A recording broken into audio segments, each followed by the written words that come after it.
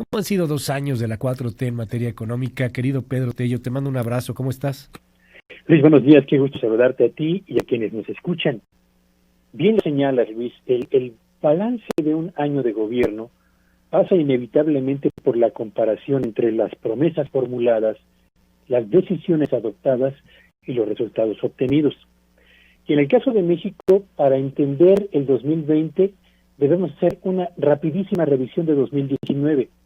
2019, el primer año de gobierno, lo cerramos con el desempeño más desfavorable en 10 años en lo que al desempeño de la economía, en lo que a la inversión productiva se refiere, en la generación de empleos y en los niveles de confianza de empresarios y consumidores. 2019 fue el peor de los 10 años previos. Llegamos al 2020, Luis Auditorio, con una situación en la que la pandemia tomó a la economía mexicana sumamente debilitada, sin una estrategia para enfrentar la recesión que ya traíamos desde 2019 y con recortes al gasto gubernamental que lo que provocaron fue profundizar la ya de por sí caída que venía reportando la actividad económica nacional y la confianza, por supuesto, de empresarios y consumidores.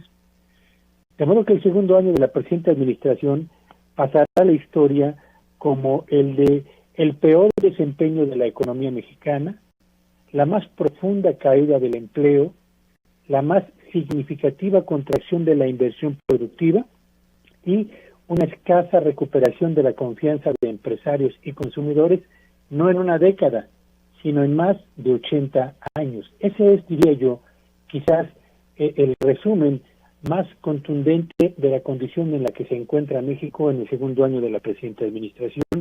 Y es que estamos en el 2020, Luis Auditorio, en una situación en la que frente a la creciente inseguridad, y lo subrayo, creciente inseguridad, que ha pasado a segundo plano por los problemas de la actividad económica, esta creciente inseguridad ha sido acompañada por el repunte de la emergencia sanitaria, por una economía sumamente débil y una pérdida sin precedentes en el empleo que ha provocado en conjunto un aumento histórico en la pobreza laboral, es decir, en el número de personas que teniendo un empleo y un ingreso no pueden ni siquiera pagar lo estrictamente indispensable para mantenerse en condiciones razonables de calidad de bienestar, un aumento histórico también de la pobreza en su conjunto y una caída significativa del número de mexicanos en clase media.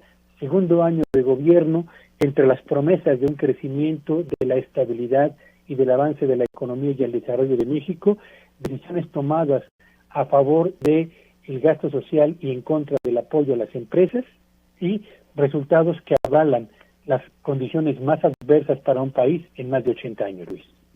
Pedro, te mando un gran abrazo, muchísimas gracias como siempre y te preguntaría, lo hablábamos en 2019, parecía que 2019 ha sido un año que se iba a la basura en materia económica, 2020 pues igual, o sea, tienes el asunto de la pandemia y tienes también malas decisiones, la desconfianza, etcétera.